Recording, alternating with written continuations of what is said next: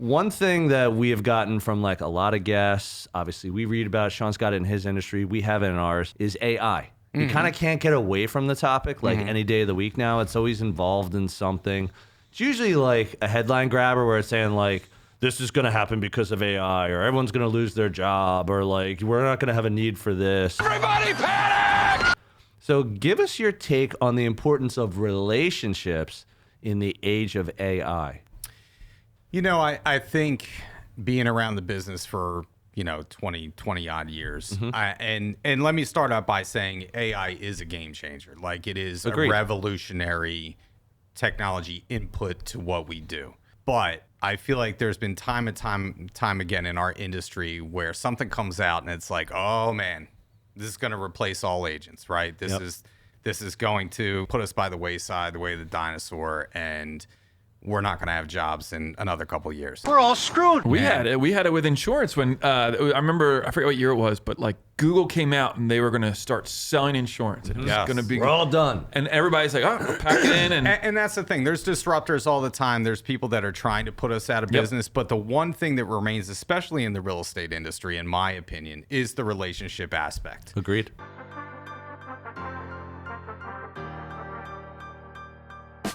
Welcome to the podcast dedicated to real estate, insurance, and building your business. Join us as we take you along our own business building journeys with additional wisdom from our network of local and national experts. Welcome to Bricks and Risk. This episode is brought to you by Property Management Redefined. PMR is not just managing properties, they're creating partnerships that build long-term success for property owners. John and his team can be reached at manage@gopmr.com or by phone 267-753-6005. Tim, Yes, Sean. who's a good client for PMR? Property Management Redefined is looking for property owners who value three things: accountability, reliability, and a results-driven approach. They want to maximize returns, but still provide client and tenant satisfaction. There's a lot of property managers out there. Yes, there are. What does PMR do really well? Biggest thing is they're seamless and they're worry-free. So with that approach in mind, it allows the property owner to put their trust in PMR and know that the results will be there. The other thing I think a property owner is really going to value because they do it so well is that they have a local expert team, boots on the ground, managing your properties and your tenants' expectations every day so that you feel good about your investments. We have millions of listeners out there. Tens of millions. If they want more information, how do they find PMR? Right here, guys. Reach out to John Sachs and his team at Property Management Redefined. We'll take good care of you. Hey, everyone. Welcome to another episode of Bricks and Risk. I'm Tim Garrity. And I'm Sean Mooney. Today, Sean, we have another local superstar agent. We have Jason Ostrowsky, realtor and team leader for the Jason Ostrowsky team at Berkshire Hathaway Home Services, as well as the podcast host of the Everything Real Estate podcast. How you doing today, Jay? Oh, I'm awesome, guys. It's nice Welcome to be on on in. this side of the mic for a change, you know? Yeah. Be firing Don't at you. have to do any work. You can drag me across the finish line. That's right. Yeah. Nice. All right, so a little background on Jay. So he's a second-generation realtor with nearly 20 years of experience in the industry. With hard work and dedication, he chose to follow in the footsteps of his mother, Linda Ostrowsky. He's worn just about every hat in residential real estate, including licensed assistant, buyer agent, new construction specialist, team leader, and sales manager. Jay also hosts the podcast, The Everything Real Estate Show, which is connecting ideas with action, and it's on behalf of Berkshire Hathaway Home Services, Fox & Roach Realtors.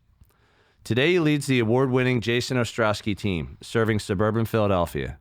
On top of being a successful realtor, Jay is also the proud owner of a separate home management company called Far and Away, which we'll get into today. All right. And beyond the day-to-day, he proudly serves on the board of directors at Tri-County Suburban Realtors, as well as at the state level with the Pennsylvania Association of Realtors. How the hell do you have time for all that? Oh man, I'll tell you what. mouthful. I must hate sitting at home. Yeah. I say this to my wife all the time. She's like, "Will you just?" I always look. She's like the governor on a golf cart for me, right? Yep. Like if she wasn't there to kind of pull me back, then I'd be going like Slow you 110 down. miles an hour all the time. So yeah, man, I don't know. I just like doing stuff. You know, I don't like sitting idly by and just sitting on the couch. I feel guilty about staying home and like watching TV. Are you like me? Like, so in my mind, I don't think anyone's like you. no, probably not. Yeah. But other people, I feel like you just said that, and I always get this thought in my head, like there's literally like a clock going in my head, and if I'm sitting still, I feel like I'm feeling the minutes go by where I'm like, I gotta do something. I feel it's weird. I just get this weird thing about feeling guilty about wasting time. Yeah. And that's not even necessarily wasting time. Like having time off is Yeah. important. Yep. But I just feel like, well, you know how it is, Tim. Like you're in real Absolutely. estate. Like we complain when we're busy, but when we're slow, we can't wait till we complain get when we're busy slow, again. right? We Yep. can't wait to get busy again. So like when I'm slow, I'm clawing at the walls. Yep. Like I can't sit still. Yeah. And my father was always like that too. So I don't know if I get that from my father or not, but yeah, man, it's tough, but I love to make it work. Awesome. Good That's stuff. great. All right. So your mom's a realtor. Yes. It's not everyone's situation. Mm-hmm. So what was it like growing up like in the industry with a successful realtor parent? Hated it. Hated every minute of it. I used to get drug everywhere, going to her office. So my mother used to have this, she started at Century 21 way Yep. back in the day, gold jacket and everything. Nice. It was like 1983. Okay. And I used to get drug into this office, and I kid you not, there was like literally nothing to do at this office. I used to tear off the perforated like MLS sheets once upon a time. Yep. And like I just couldn't stand it because she would take me to all her showings. So what she used to give me to pass the time was I used to have all this graph paper that she would get me. Okay. And I would draw floor plans as a No little kid. way. Yeah, dude. Every that's house had cool. to have a walk-in closet, and I put the WIC. WIC and everything. Yeah, man. Like I thought I was like, a little architect running around. Yeah, And that's cool. so yeah, I mean, that was cool and everything, but just the hours that you have to put into a career, because at the time, my parents were getting a divorce, and this was her only means of making money. And so she Yep. had to make it work. She had to hustle as much as she could. Yeah, she had to hustle to keep the house, keep me fed. And, she parlayed that into a really successful real estate career. She was in management for over 20 years with our company. Nice. That's where I started. And she kind of taught without teaching, because every time that I would have a problem, she would be like, no, go learn, go solve it. Like, I'm not solving it for you. So Nice. that actually, Good mom right there. Yeah, it was like, it was hugely important at the beginning of my career that she guided me without guiding me and forced me to learn.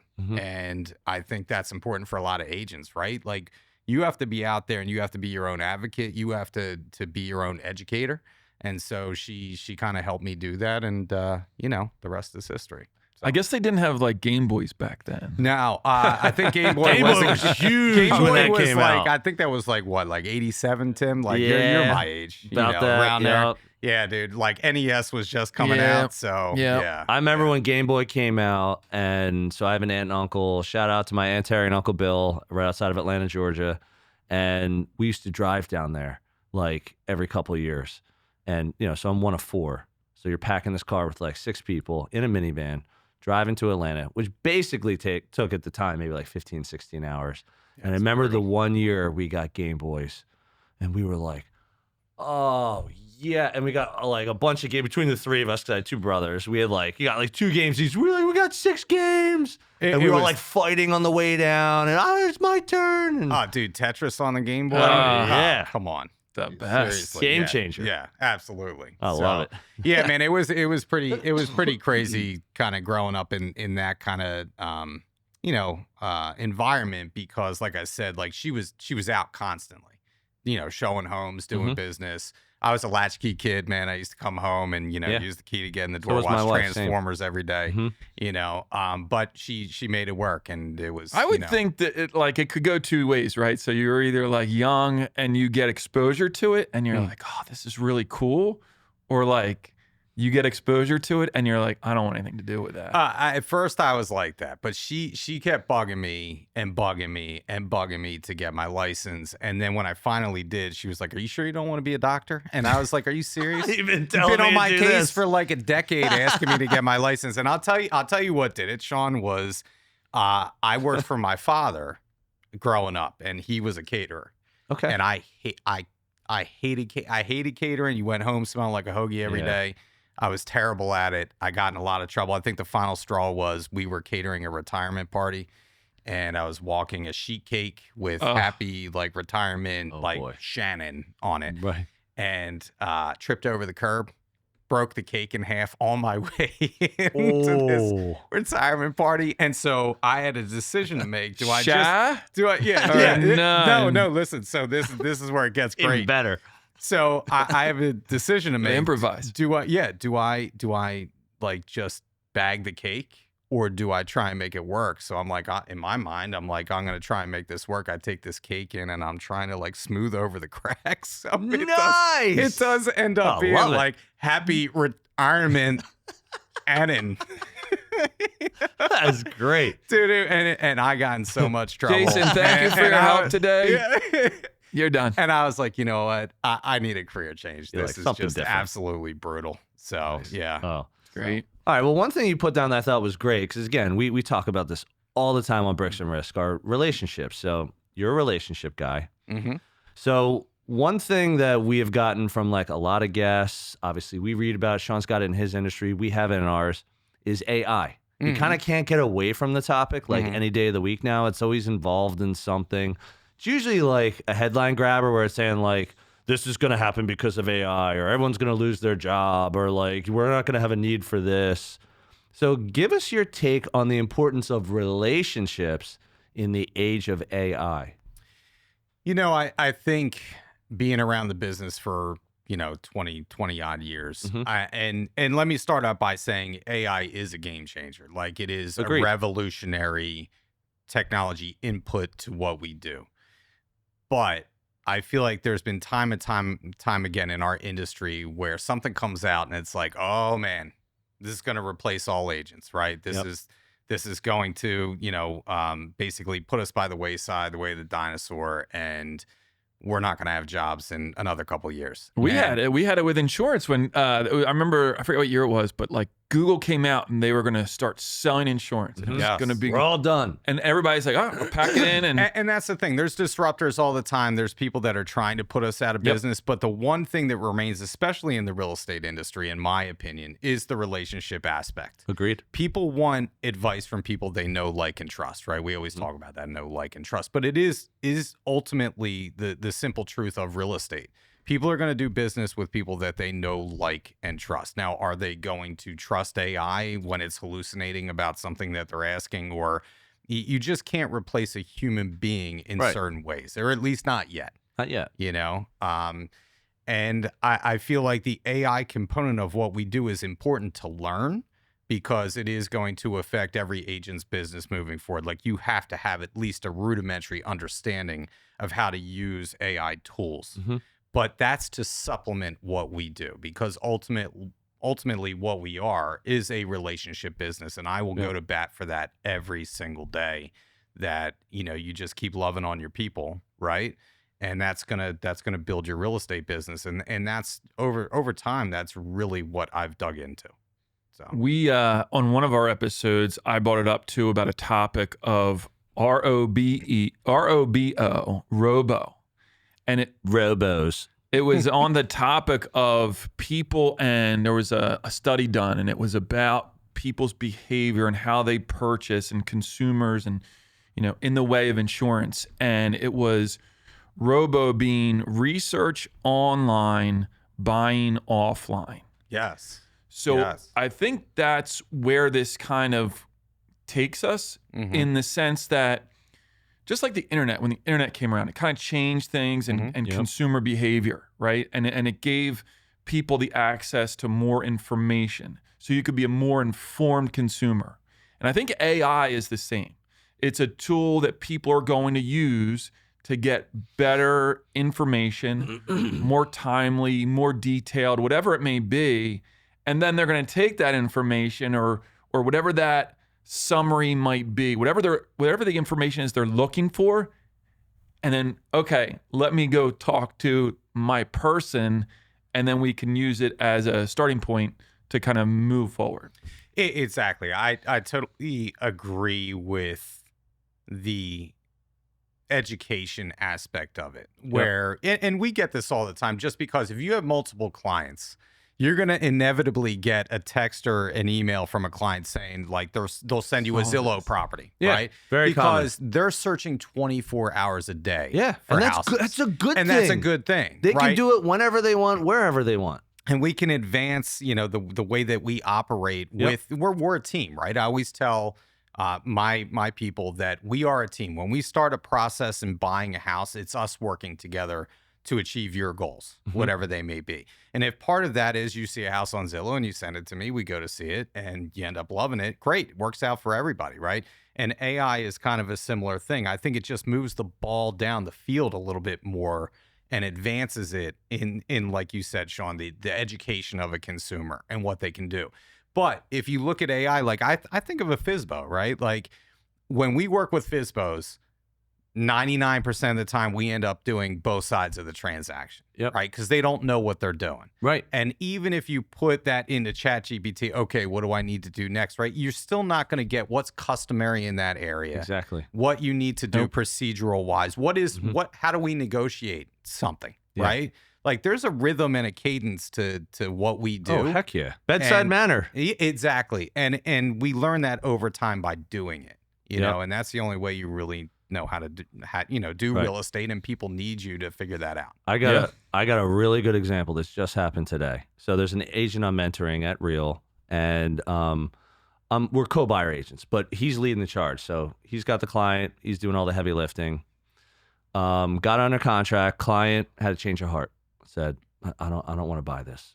So cold feet. There is no clause in the agreement of sale that says if you get cold feet, then this. So he's like, well, what do I do? And let me backtrack a touch. First, the agent I'm mentoring is like, well, how do we help him? Because he's got cold feet. We're not in a good position because now we have to go tell the other side what's going on, and there could be financial and or legal repercussions. So anyway, we're talking through it.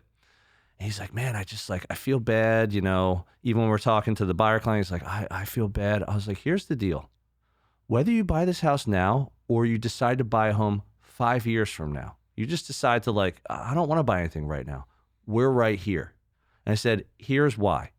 Because it's not about us making sure this home gets sold to you. It's making sure you buy the right home for where you are in life, in your circumstances, in your family, in your job, and everything.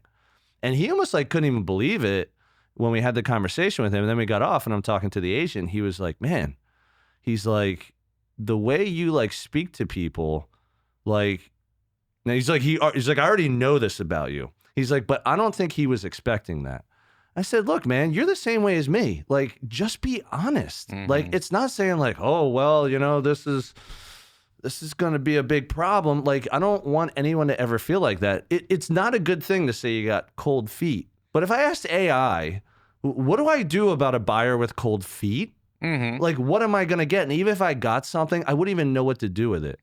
And it kind of also reminds me, remember the movie The Net when we were in the 90s with Sandra Bullock? I should watch that the other day. And the beginning scene, movie. Yeah. Tara knows what I'm talking about. The beginning scene is she's ordering a pizza online. I remember watching that movie back then. I was like, that is so badass. She ordered anchovies or pepperoni or whatever the heck she got on it. And it was like, pizza will be here in 30 minutes. Fast forward 30 years later, half the time I call the place and say I want a pizza, and every now and again I'm like, all right, let me just go online. Let me do an online order through Toast or whatever app they got. You're 30 years later, and something as simple as ordering a pizza, I still do half the time. I just grab the phone. I'm like, yeah, I'll take a pizza. Yeah, it's my wife is strictly online, right? Online. Where I'm that guy. I'm like that, because we straddle. I feel like I'm late Gen Xer, right? Yeah, so we same, straddle yeah. that world of And like same. We're the same age. So we straddle that world, right, of like the new technology coming in, but we still do things the old way. So I'm still like I write the checks guy. I pick up a phone guy, right? So I still do things very old school wise. Yeah. And I feel like AI, just getting back to the AI thing, is that the movie WALL-E. Remember the movie WALL-E? With the Walmart, analogy, whatever the heck you want to call it. Well, it was like we just wasted the earth, basically, Yeah, right. Like, Yeah. but if you remember in that movie, if I remember correctly, there's like kind of big husky people, Yeah. Oh yeah. sitting on like a rolling around in chairs and hoverboard stuff. or Yeah, something yeah. like that, and they just tell the computer to do everything for them. Right. And I don't want to be that guy. Right. Like I still You want to don't? be. You don't want to eat all day and I have a was just chair gonna take you say, around? You know me about sitting idle, right? Yeah. So like I go can't, crazy. It would drive me nuts to be like that. And there are I believe this is proven now that AI is now making us a little dumber. Yeah, And definitely. so I believe that. I really pride myself on, number one, taking pride in what I do, learning about what I do, making sure that I am a master of my profession. And so I think AI gives us an easy way out a lot of times, and I don't want to take that way out. Yeah. You know, I want to keep building in my knowledge base and keep learning and doing what I do. Awesome, man. All right, so here's a good segue. So, you're watching your mom be a successful agent, like you said, the gold jacket and everything at Century 21, old school. Did they actually? Was there really? Yeah, there's. I thought it was just the people on the commercials. No, there was legit. If you gold hit a jackets. level, Yeah. they'd be like, here you go. Wait, Yeah. and like, would like they wear it And they to put like it on you. the like Century 21 dinner, or would you wear that to like a meeting with a client? I never went on a listing appointment with her, so I don't know if she wore it to listing appointments. I need like We'll one get of my Century 21. Yeah. We need to find like an yeah. old school like Century 21 Mikey like G. Yeah. billboard or like magazine. I wanna or bring the newspaper article. jacket back. Yeah, Mikey G. Yeah, Yeah. Well, his dad would know, right? Yeah. Yeah. I want to bring the jacket back. I'm That telling you, was man. there was something cool about that. I got like, so our colors are well, they say Cabernet, right? So I have this Cabernet. and this is totally I didn't do Very this. sophisticated. Not Merlot. of you, I know, Jay. I know, Merlot? right? I know. I'm like, I was just We're like, gonna is this say, I'm not Chianti drinking or- Merlot. I have this jacket. It's like a velveteen burgundy Yes. jacket, and if I could wear that to listing appointments, I think 9 times out of 10 I get the Slam dunk. listing. Yeah, I don't know why. Why I don't wouldn't do you? It. I don't know. You're bringing a whole They're like, new. Jason, nice to meet you. You're hired. I'll see you later. I was just gonna say you're giving me ideas already. Now I got to start doing that. Oh, You no. need to do some A/B testing. Wear it, not wear it. Wear it, not wear it. And I think it depends on the client too. Yeah. I don't think some people would appreciate. Me I think the wearing next time we velvet do a jacket. podcast invasion, we might have to have green velveteen jackets, and people ask. I was just gonna why say we're maybe I wearing should them. wear it on my podcast first. to Yeah. just, like, Oh, trial yeah, test that's a it great and see how idea. that goes. Yeah. Oh, I would love to see that. Yeah. All right, so back to your mom. Yeah, You're sorry. shadowing your mom. You're learning.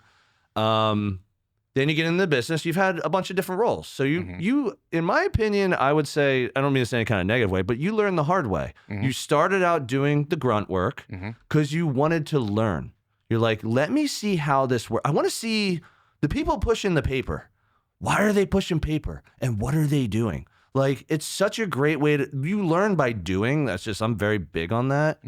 And I think you starting there, the people that I know in this industry who have like family or who started there and been doing this like 10, 20 years are some of the most successful agents I know because they know every single thing about real estate. So you start out, more the assistant, then you become an agent. Why a team? Like, what made you want to kind of start a team? Well, when I was doing assistant work, I was doing assistant work for a pretty heavy hitter in our office. Okay. And, got my license, and then I was doing licensed assistant work. What is assistant like? What were you doing in that role? So at the time, I mean, again, this is before like major advancements in technology, but even typing up an agreement of sale, we are still typing up agreements on carbon copies. Right. So it was like Word processor? Oh my God. It was like, it was so monotonous. Yeah. Right. And she just didn't want to do that. Yep. So I would do that. I would do file work. And I knew the technology because I was on the younger side. I was like in my mid-20s. And she didn't want to do the technological stuff at that time. So I did everything for her. I used to sit open houses because I was licensed. I could do that for her, sit brokers opens. Yeah. And just, learn from there bit by bit. So when I had the opportunity to kick it over and become like a buyer agent, she was very, very generous with,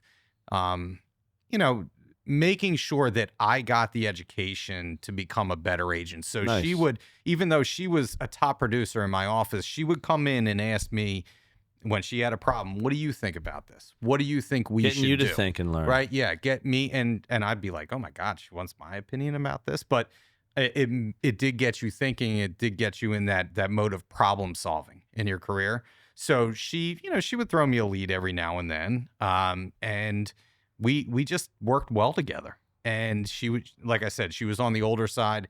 I was on the younger side, but we meshed really well because she had the knowledge of the industry. She had the client base, and I had the technological knowledge and kind of just that new agent coming in, that next generation of agent that knows a little bit more in terms of computers and everything. And that kind of just really meshed well for us. And so I did a lot of her marketing, made sure that things looked nice and sleek for the team. Yeah. And so, when I became buyer agent, I did that for a couple of years. And then I had an opportunity to sit new construction for a few years, 3 days a week. Nice. And I can't tell you how much knowledge I gained from that because, instead of people, you going to meet people to gain business, people are coming to you and they're coming into the showroom. Yeah. So that really taught me what to say to people, what to ask, when to ask it. Yeah, you're a little bit more in the driver's seat. Yeah. What are the vital points that you really need to boil down to the essence of what they're looking for, right?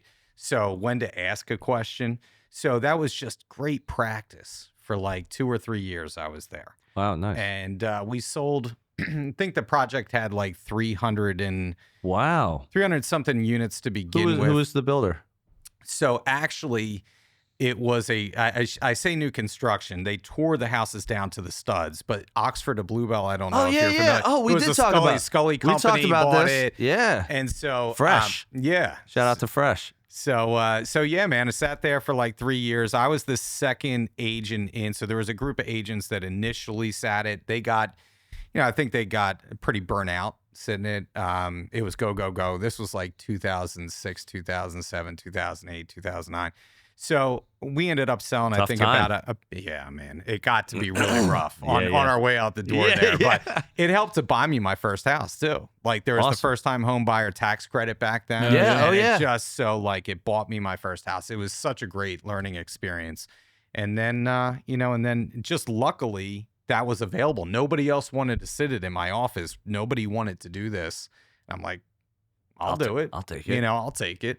So that was a great learning experience. And then from there, got asked to be co-team leader with the agent I was working for. I think she saw that, my business was expanding. I was gaining more knowledge. And I think she thought maybe I was going to go out on my own. So she gave me the opportunity to be co-team leader. And we did that for a couple years. And then I had the opportunity to manage. My company had asked me to manage. And at the time, I would have been the youngest manager in our company. Wow, phenomenal. And so took that opportunity, and it was great. It was another great learning experience because you're on the other side of the ledger, and you're learning, profit and loss. You're learning how the mechanics of a brokerage actually work. Yeah, it's a lot, which is invaluable, man. So like that kind of experience, and I just lucked into it. I feel like, Nice. You know what I mean? Yeah. And so after about 3 years of doing that, It's hard to be on the other side when, again, I can't sit still and you're behind a desk from 9 to 5. Troubling, Jason. And you're like, That's oh my, troubling. You guys would really get along. I would literally do circles in my office. I would just circle and talk to my agents because my agents were my clients at that time, right? I wasn't selling anymore. I was managing. But it was just driving me crazy. I wanted out, and so I went back into sales. Nice. And my wife was in management at that time. And so she said, come over to my office because I felt like if I stepped down and stayed in our Jenkintown office, then I was still going to be looked at as the manager with a new manager coming in. So I went to my wife's office, and then that was in Springhouse. And then my mother retired, who was in management. She joined my team. Oh, that's and awesome. then my wife Super became cool. the manager of Bluebell and Springhouse. So we merged. Dude, it's a So total family affair. yeah, man. So I we're all love it. together. We're all together in Bluebell again. Did you and your wife meet through Berkshire? We did. Oh, very Actually, cool. my very first job is a total like Jim and Pam situation that it's so embarrassing.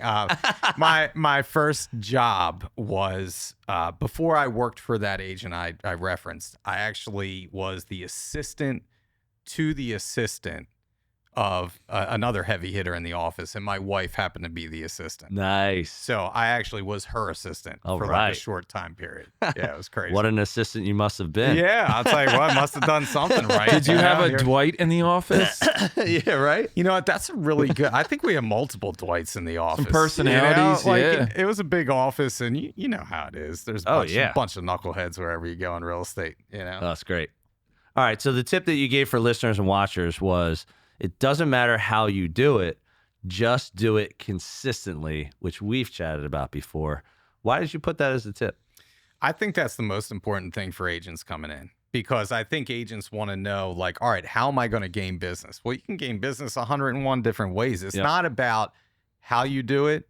It's about doing it consistently. And so if love your that. thing is, you sit open houses every weekend and you build your business in the beginning, like I used to sit every open house that I had an opportunity to sit, because you're gaining business potentially. You're meeting people, you're talking to people, you're just putting more people in your pipeline. And so if you want to build your business that way, that's great. Like we were talking about cold calling, I think a little bit. Yeah. I hate cold calling. Likewise. But you could build a business that way. Of course you can. Every morning, power hour, like you get on there, dial for dollars, whatever you want to call it, right? You can do it that way. We were talking about door knocking. Yep. And you can knock on doors. I've done that. I really hated it, but again, you could build a business that way, or you're buying leads on Zillow. Like there's a million different ways to build your business. But Right. if you're not going to wake up every day and realize that you are running a business, your business is your business, right? If you get up every day and like we always go back to sitting around, like if you're going to take that opportunity to watch Netflix at, 11 in the morning, then that's on you, man. Your day's shot. Yeah, exactly. Your day is shot. What you do today is going to affect your pipeline 2 months from now, or 3 months from now. So what are you working on today that's going to gain you business? And I think Yep. you always have to have that mindset. You need the patience too, right? So like you have to get it dialed in, be consistent with it. But there's in these industries, yours and mine, is people looking for these rewards like so quickly. Yes. And they're like, well, it's not working. Mhm. I'm being consistent. I've done it for like the last 3 weeks and there's nothing. Where's the money? It's not fruitful. Like Yeah. obviously this doesn't work. Yeah. Right. And I think people need to have that understanding, usually earlier on in the career, where they need to give it time to be consistent about it, but stay with it long enough where it can bear fruit.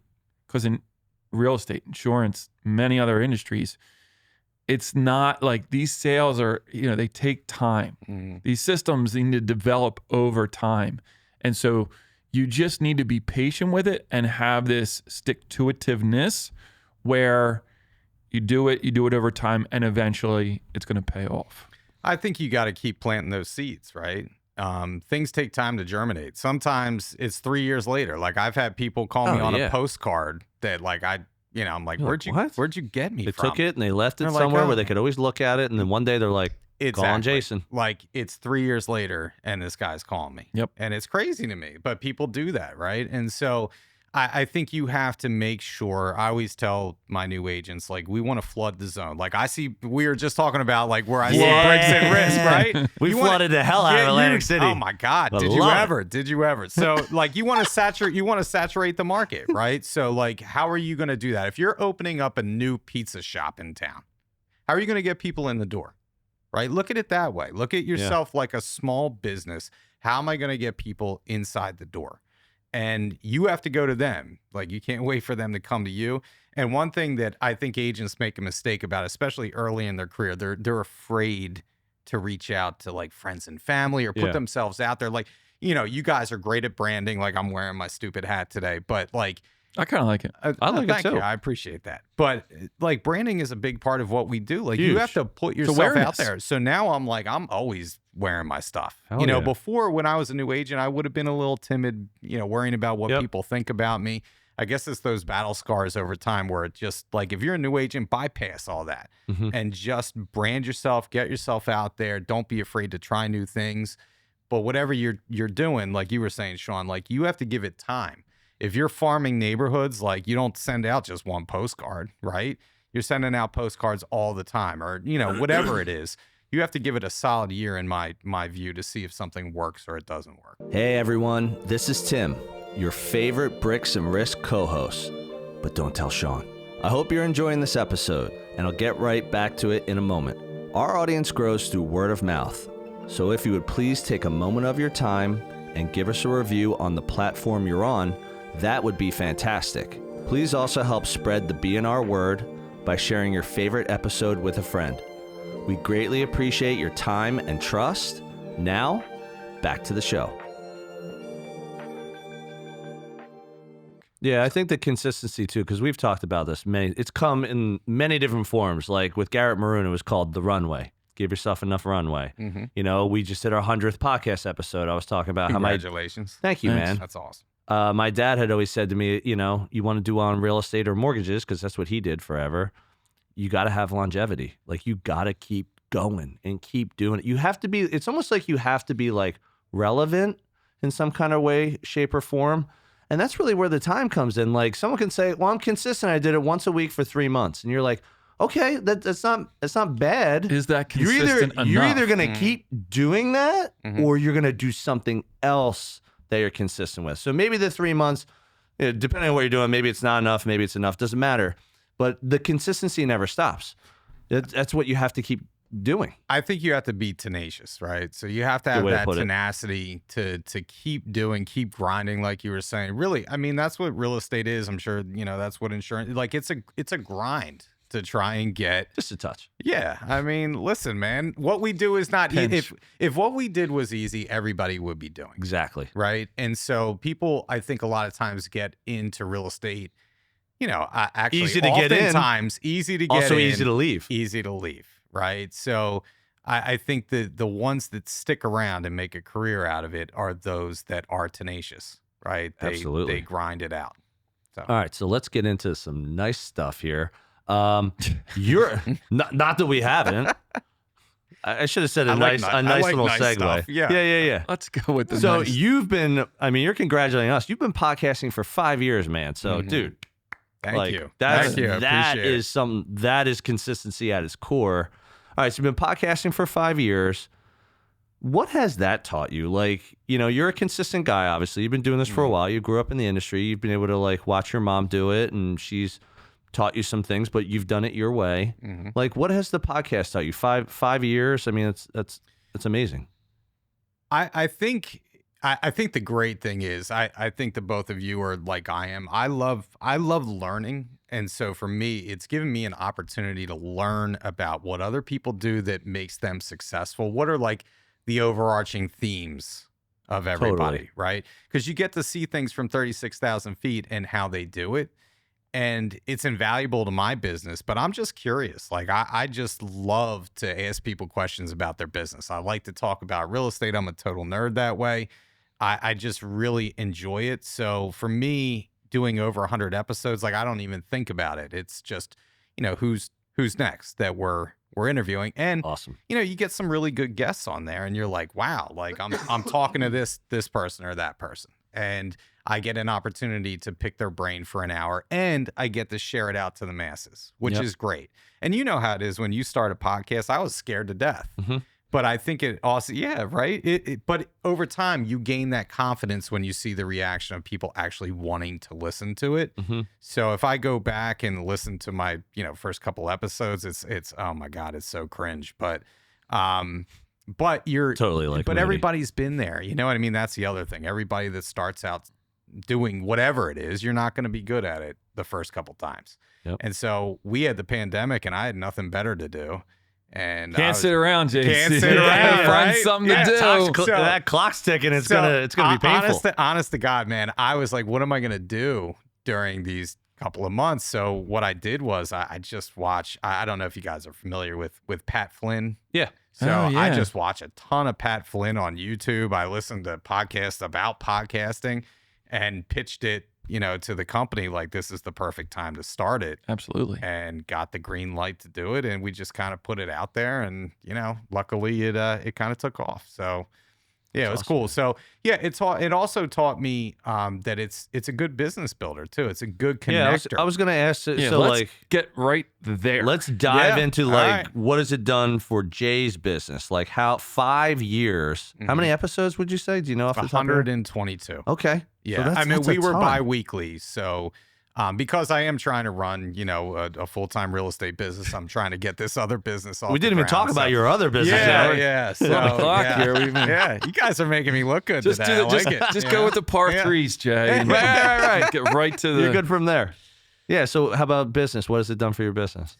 Well, I mean, when I first started doing it, I again, unforeseen consequences of just putting yourself out there, Yep. right? Yeah.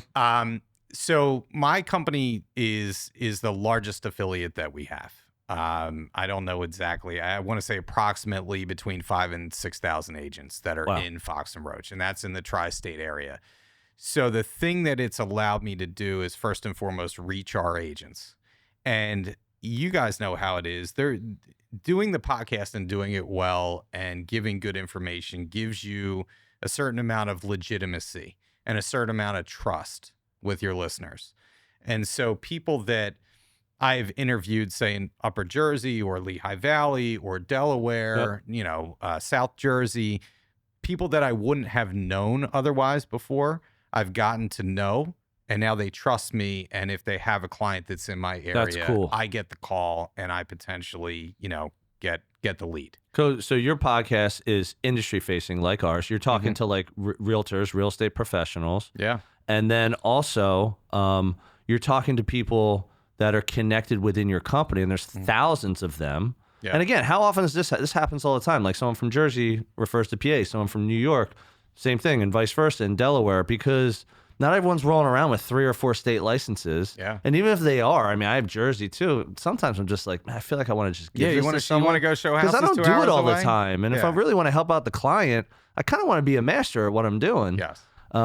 So that's cool. So would you say probably one of the biggest benefits to your business has been in your agent-to-agent referral network? Yes, absolutely. And the connector piece, right? Because it's allowed me to build those relationships within my company. So even if like someone in my office is looking for somebody, let's just say in Central Jersey, Yep. I'll be Yeah. like, I got a great agent for you. Let me hook you up with so-and-so. That's Yeah. awesome. So it's really kind of evolved my business to a different level because of, the connections that I've made through it. And that's what we've always said was, whatever intentions we had about the podcast and going into it is we wanted to use it as a vehicle to expand our networks. Yeah. Mhm. It's And definitely one of the major reasons. And it wasn't like by design. It wasn't like we want to expand our network because we'll do this and we'll get this. Like that wasn't the case for us, right? It was more of a situation where we said we want to meet more people and expand that way, and like wherever that takes us. Mm-hmm. And so we do get people that are find us from out of state or reach out and say, "Oh, I saw this episode." And you know what I mean? It's kind of weird where it does take you, but mostly in a positive way. Yeah, I mean, we're sitting here today because Tim and I were on a Taught a podcast panel. Taught a together. class Yeah. on podcasting. No. And that's really again, what it's- connected us. It's one of those connectors, right? And it's a trip to me. There's been a few times where you're out and about, and someone from another brokerage comes up and says, "You do a great job on the podcast. Awesome. I enjoy listening to." And there's nothing better than that to me. I was actually putting an offer in on a property. I think it was last month. and this agent was out in Newtown, Okay. so probably about 45 minutes away from me. And she worked for a different brokerage, and we were talking on the phone, and I was explaining, what's your seller prefer settlement date wise, like all the typical questions you have. She said, "Wait, I know your voice." She's like, "Where do I know?" You're like, your from voice Shannon's retirement party? You were that dude who dropped that. You're the cake right? guy. Yeah, you're the cake guy. You're the Remember, dude who tried to make it work. we laughed at you, and then we kicked you out. But she's like, you have that podcast. Yeah. And I was like, yes, I have the podcast. I said, anything that's going to help me get my client the house. Right. Hey, listen, I'm going it's to play that up, huge. right? So, and the biggest thing was I was out in Louisville one time. I was at our company's convention and standing in line at Starbucks. And I was just talking to a friend of mine. And sure enough, someone behind me taps me on the shoulder. And she's like, "I know you." And so like, it is a great connector that way. Yeah. It brings all these people to you. And it's an attractor. I think, so connection and attraction is one thing. Here's the other thing that does, especially for those relationships. These people are not going to walk up to you and say those things if you hadn't made some kind of difference either in their life or their business or both. Because I feel like the people, when we got into it, we both loved podcasts. Like, we listen to podcasts like more than we listen to music now. Like, and we're both music guys. So like literally when we realized how much we were both into it, it was kind of like, why aren't we doing it? Now, again, there's so many different ways to do it. Who you talking to? Where are you going to do it? Why are you going to do it? How much does it cost? Like, how often? Like, all this stuff. And I think when someone actually goes out of their way to say they know who you are and that they're familiar with your podcast, like, you've really done something for them. Because if they listen to it once or twice, they would not say that. If they've listened to it multiple times, or you're lucky enough to be part of their podcast routine, we all have them, 5, 10, 20 podcasts that we listen to over and over again. I mean, it's like, it's an unbelievable feeling in that sense. You're like, I'm actually really helping this person. And I think that is definitely what you were referring to. That is like an unforeseen Yep. You can't map benefit. that out. You can't say, I'll do this and I'll get that result. Yep. It doesn't exist. It only happens if you do it and you do it well and you do it for consistently. Well, you guys do such a fabulous job. I mean, man. and I mean that sincerely. Appreciate It's it. not easy. Nope. I think your audience, I guess, they know that it's not an easy gig, but when you're actually doing it and you have to steer a conversation, or you have to remember to ask questions, or it's not the easiest thing in the world to do. Right. And you guys just do a great job. It flows really, really great. Thanks, And dude. I Likewise, think, right We're back going to at show you. you episode 1, and then you can see. I would love that. Mooney I would wanted love to toss that one in the love to toilet. see that. I think the biggest thing was that when I actually knew I was onto something is probably, I was probably like into episode 20 something, and there was a guy who I knew of from my company. He wasn't in the area that I was in. He was in the Lehigh Valley, but he was a really heavy hitter up there, and you just know the name because he does a ton of business. And we were at, I think, like some function for the company. It was like a cocktail party or something like that. And he came up to me and said, "Hey, I just want you to know I'm a big fan of the podcast. I listen, That's awesome. I listen to every episode." And I was just like, I was blown away Yeah. because You're like, I'm helping this guy. it was amazing. It really Wouldn't was listen if you amazing. weren't helping him. And it gives you the confidence too. Like, okay, I am onto something, and Yep. people do appreciate this, and so Well, it that- makes it that much better. Yeah. Early on, episode 20 or whatever that number was, you're probably like, is this worth it? Is this like, exactly?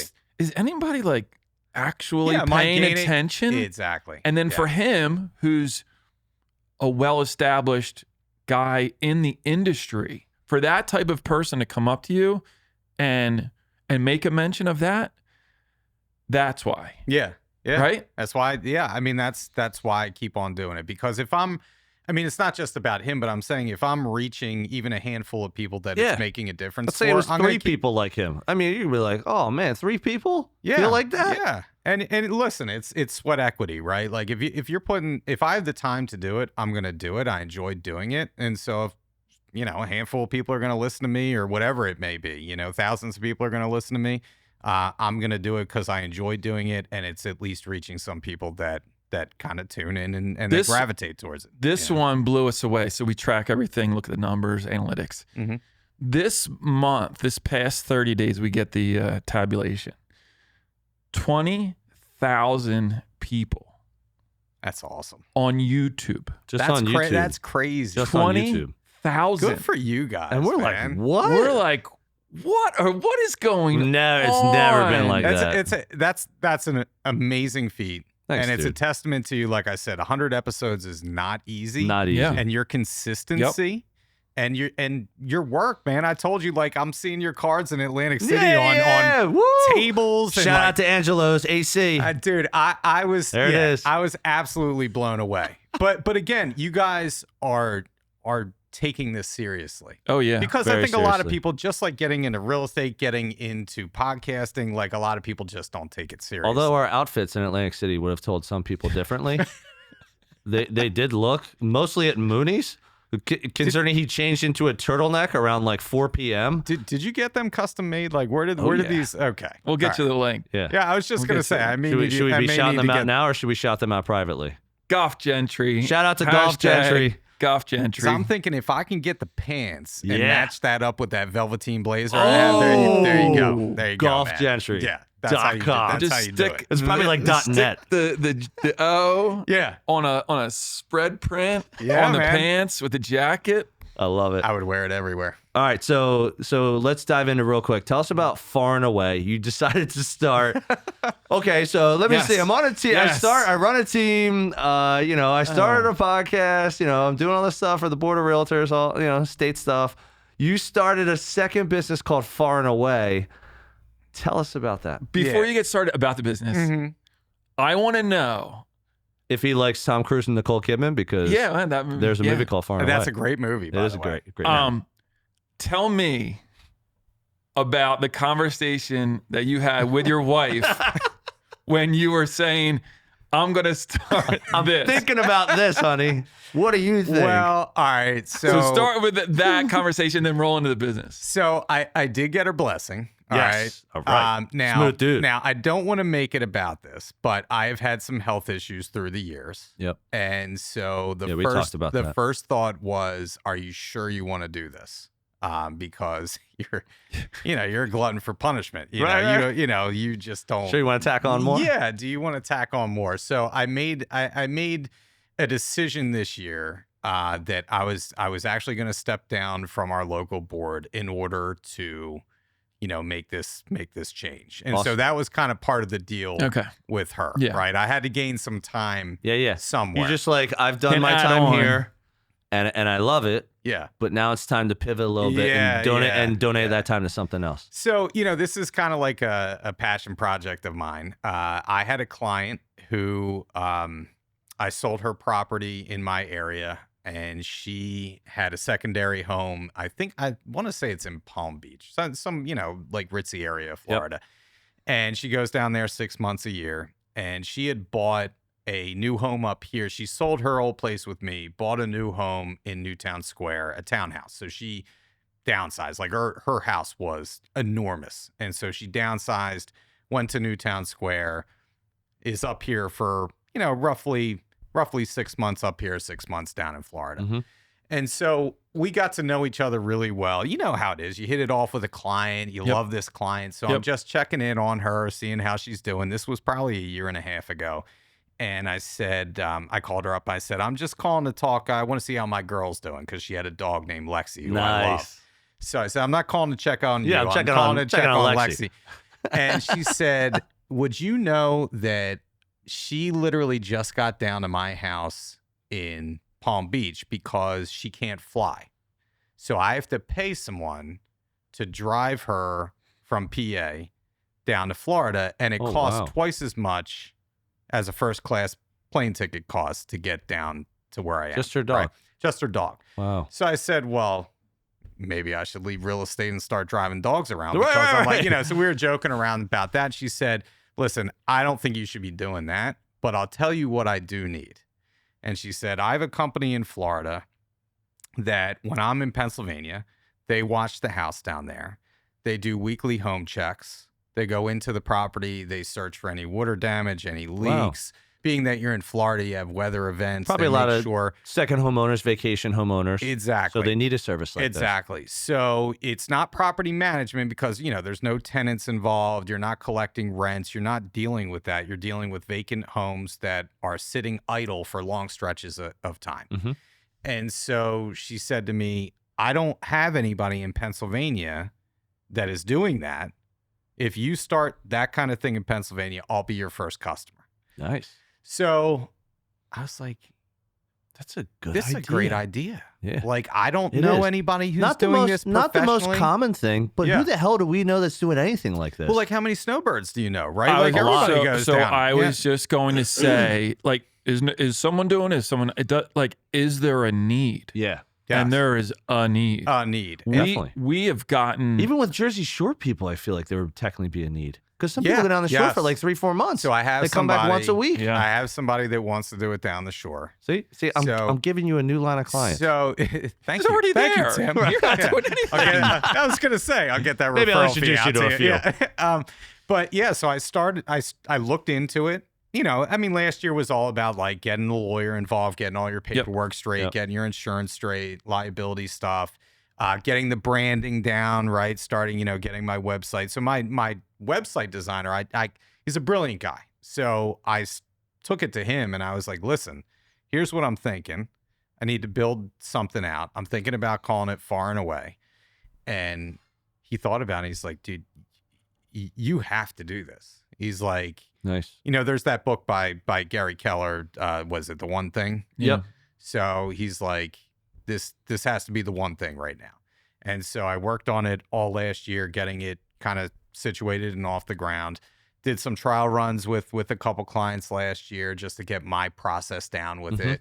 But this year, I'm starting to expand. I'm trying to expand slowly because scaling is kind of an issue because if you get too many clients too quickly. Right now, it's just me doing it. I have to start hiring a bunch of people. But I do have an idea to employ maybe some retired home inspectors that, maybe they're looking for a part-time gig and what to do. So anyway, you know who I'm going to tag team you with? Who's that? The Zach at Shoreline Waste. He So his business is great connection down the shore. Nice. He started a business where if you own a home down the shore, you pay him a monthly fee and he makes sure the trash is taken out and taken back to the house. Yeah. So that if you're a great idea. If you're renting out, if people are checking in, if you're leaving on an off day and trash doesn't come till Thursday. We have that problem right now. Mooney's literally his mentor this week. And now from what I've been told, Zach also has a mustache. That's what maybe might be what true. I've been told. Might be true. No, you don't want to see me with a mustache. I've tried to grow that out, and it grows out. But man, I did it once for our 50th, and it did not look right. It is not. Yeah, it did not look right. I think you got a lot of compliments on that for your attire and your mustache. I think I got more compliments on my chest hair popping out on that shirt you let me borrow. But it's tight. Yeah, that's anyway. Well, I'm just saying when it comes to the mustache, like I just look straight up weird, like weirdo. Yeah, you wouldn't want to do that. Now my wife is like, oh no, oh God, please, So I'm like, that came and went pretty quick. Yeah. But yeah, so when I started this and started to build it, it's one of those things where you get excited about it, and juice. So literally after we leave this podcast, I'm going to Malvern. And I have 2 new clients that I'm going to see phenomenal, today. Dude. What's the website? And if someone were out there that were like, they're talking about this, I need this service. Is it available to anyone that wants it? Yeah, to the masses. So it's far-away.co. So C-O is the website.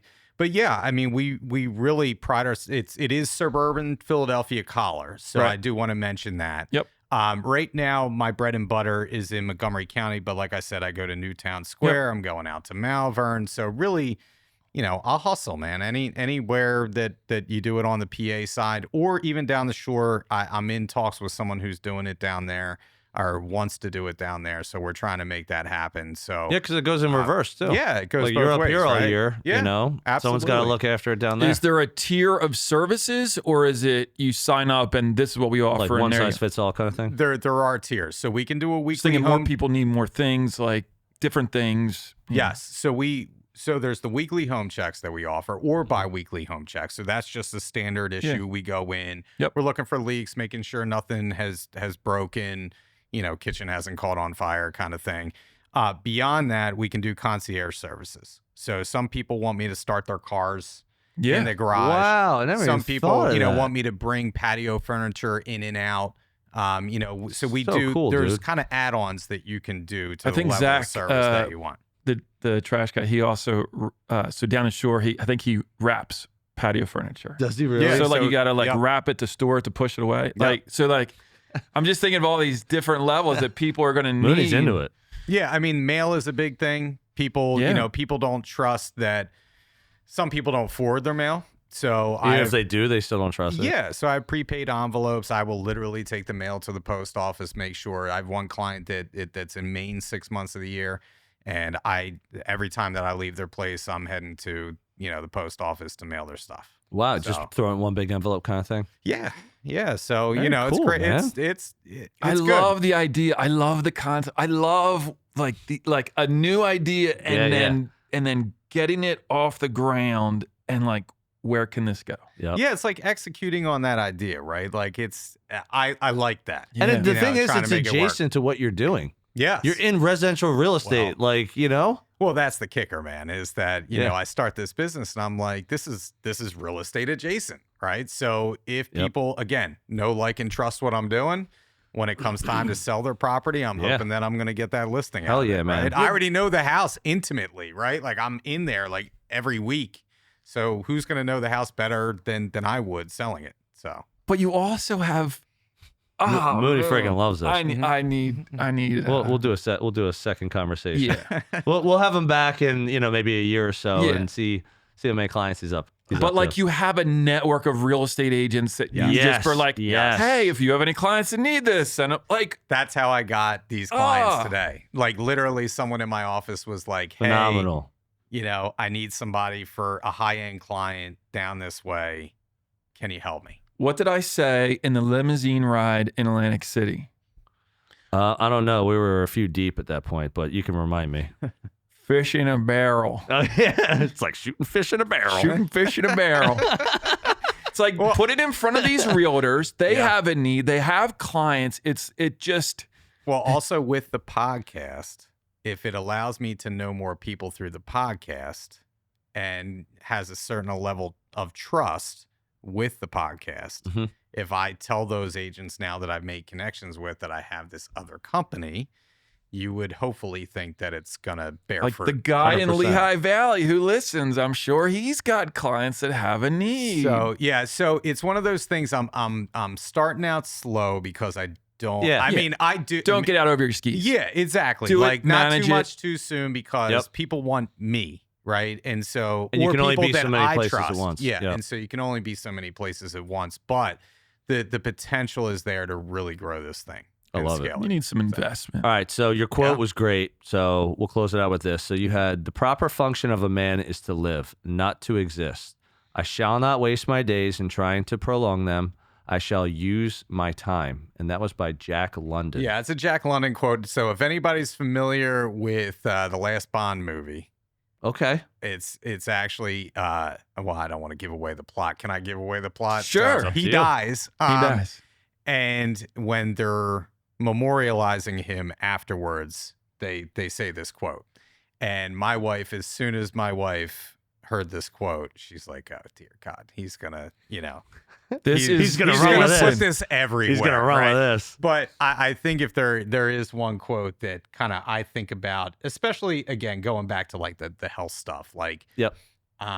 there's been times where I've been down for the count, and again this goes back to the whole time thing. Like I'm gonna use my time wisely. We are not guaranteed tomorrow, Correct. So, what are you doing today and what are you putting into practice that is going to help you? Doesn't matter if it's, real estate. It doesn't matter if it's far and away. It doesn't matter if I want to learn about calculus or astronomy. Like I want to use my time wisely to better myself. Phenomenal. All right. So before we shut this one down, why don't you tell our watchers and listeners where they can learn more about you and everything you got going on? Yeah, man. So podcast wise, everything real estate podcast, connecting ideas with action. Again, 122 episodes we have and running here. So we're bi-weekly that we drop a new episode. There will be one coming out, I think, next week for that. As far as the team goes, ostrowskyteam.com is our website. You can check us out there. Far and Away is far-away.co. You can connect with me there, and then on Instagram at @JOstrowsky. That's about it. I think I don't want to inundate the podcast. We're going to keep this rolling way past our time period here. All right. Well, that's all we have for this one, folks. Thank you for tuning in again to another episode of Bricks and Risk. See you next week. Thank you for joining us on another episode of Bricks and Risk. Our goal is that you walk away with 1 or 2 valuable nuggets, and we greatly appreciate you sharing your time with us today. You can find all B&R episodes on Spotify, Apple Music, YouTube, and anywhere else you get your podcast content. Until next time, keep learning and keep growing.